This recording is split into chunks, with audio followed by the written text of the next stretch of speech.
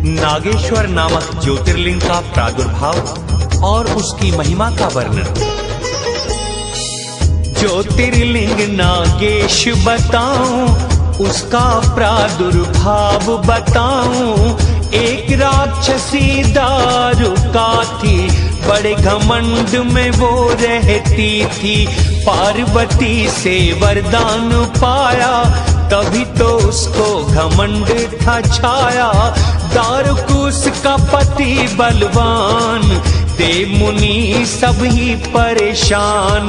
दोनों एक वन में रहते थे, वे सबको वहां दुख देते थे। पार्वती ने ऐसा किया, वन दारुका को सौंप दिया। मन इच्छा से कुछ भी करते, सारी प्रजा को थे भय देते। यज्ञ धर्म का नाश वो करते, सबको ही दुख देते फिरते। महर्षि औरव की शरण में आकर प्रजा ने दुख सुनाया कहकर। औरव ने असुरों को शाप दिया, यदि यज्ञ को विध्वंस किया या प्राणियों की हिंसा करेंगे तो मृत्यु को प्राप्त ये होंगे। देवों ने जब ये सुन लिया, असुरों पे आक्रमण कर दिया। मुनि शाप से राक्षस एकदम घबराए, सुरों को मारे या नहीं समझ नहीं पाए। पुराण है मुक्ति का धाम, जय हो पार्वती शिव भगवान।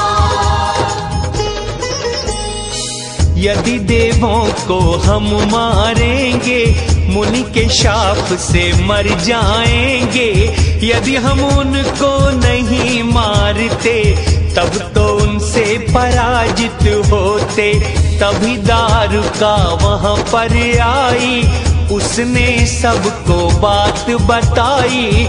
मैं तो ऐसी शक्ति रखती, वन को कहीं भी ले जा सकती। पार्वती का है वरदान, फिर क्यों होते हो भयमान। फिर उस वन को वहां से उठाकर पहुंच गई सागर में जाकर। निर्भय होकर रहने लग गए, जीवों को पीड़ा देने लग गए। एक बार सागर में होकर कुछ नावें जा रही कहीं पर, राक्षसों ने उन्हें पकड़ लिया। सब लोगों को बंदी बना दिया। उनमें एक सुप्रिय वैश्य था, वह शिव जी का बड़ा भक्त था। पहले शिव का पूजन करता, फिर पीछे वह भोजन खाता। उसके साथी भी ऐसे थे, वे भी शिव पूजा करते थे। शंकर जी के ध्यान में सारे बैठ गए, नमः शिवाय के जप में वो सारे लग गए। पुराण है मुक्ति का धाम, जय हो पार्वती शिव भगवान। समाचार दारुक ने पाया, सुप्रिय को आधमकाया। उन्हें देख वैश्य घबराया, शिव शंकर का ध्यान लगाया। शिव जी हमारी रक्षा कीजिए, इन दुष्टों से बचा लीजिए। तब एक मंदिर प्रकट हुआ था, ज्योतिर्मय लिंग चमक रहा था। वहां दर्शन शिव जी ने दिया, सुप्रिय ने वहां पूजन किया। शिव जी तुरंत प्रसन्न हुए थे, मुख्य राक्षस नष्ट किए थे। वन को दिया शिव ने ये फिर वर, चारों वर्ण रहेंगे यहाँ पर। वर्ण धर्म का पालन होगा, कोई निश्चर नहीं रहेगा। दारुका ने उमा मनाई, प्रेम से उनकी स्तुति गाई। देवी आई प्रसन्न होकर, बता चाहिए तुझको क्या वर।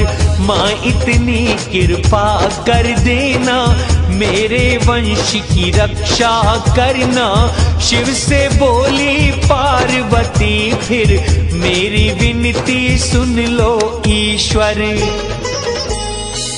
अभी तामसी सृष्टि स्वामी जिंदा रहे, मेरी भक्त ये दारुका असुरों पे राज करे।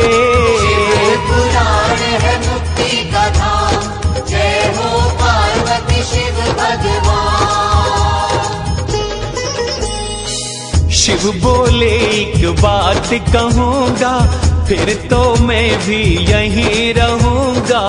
पालन धर्म का जो भी करेगा, और मेरे दर्शन पाएगा, सभी सुखों से पूर्ण रहेगा। वो चक्रवर्ती राजा बनेगा, जब कलयुग का समापन होगा और सतयुग का आरंभ होगा। भक्त एक महासेन होगा, उसका पुत्र वीरसेन होगा। वो मेरे दर्शन पाएगा, चक्रवर्ती सम्राट बनेगा।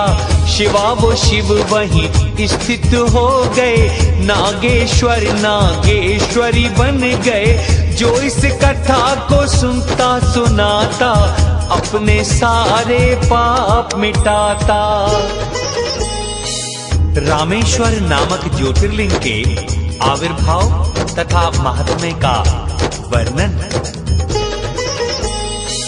ज्योतिर्लिंग रामेश्वर गाऊं, प्रथम उनको शीश नवाऊं।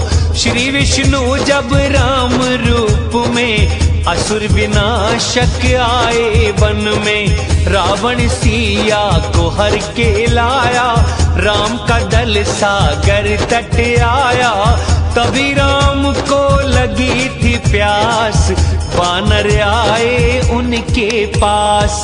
तुरंत ही वे पावन जल लाए, शिव जी याद राम को आए। शिव का दर्शन अभी ना किया, पीने को ये जल ले लिया। फिर उस जल को वहीं पे रख दिया, पार्थिव पूजन शिव का है किया। विधि पूर्वक स्तुति की थी, भक्ति भाव से प्रार्थना की थी। अब स्वामी प्रसन्न होइए, आकर मेरी सहायता कीजिए। फिर शिव जी का स्तवन किया, मंत्र जाप फिर ध्यान भी किया। तब शिव जी प्रसन्न हो गए, राम के सम्मुख तुरंत आ गए। बोले मैं प्रसन्न हूँ तुम पर, मांगो अब चाहे जो भी वर। इतनी कृपा है प्रभु मुझ पर कीजिए, रावण से इस युद्ध में विजय को दीजिए। पुराण है मुक्ति का धाम, जय हो पार्वती शिव भगवान। एक प्रार्थना और स्वीकारें, वास यहीं पर सदा आप करें। ये सुन शिव प्रसन्न हो गए और वहीं पर स्थित हो गए। राम ने फिर सागर को पार किया, रामेश्वर को फिर प्रणाम किया। रावण का संहार किया था, फिर सीता को प्राप्त किया था। जो इस कथा को सुनता गाता, या रामेश्वर दर्शन पाता, वो सब अपने पाप मिटाता, अंत में मोक्ष धाम को पाता।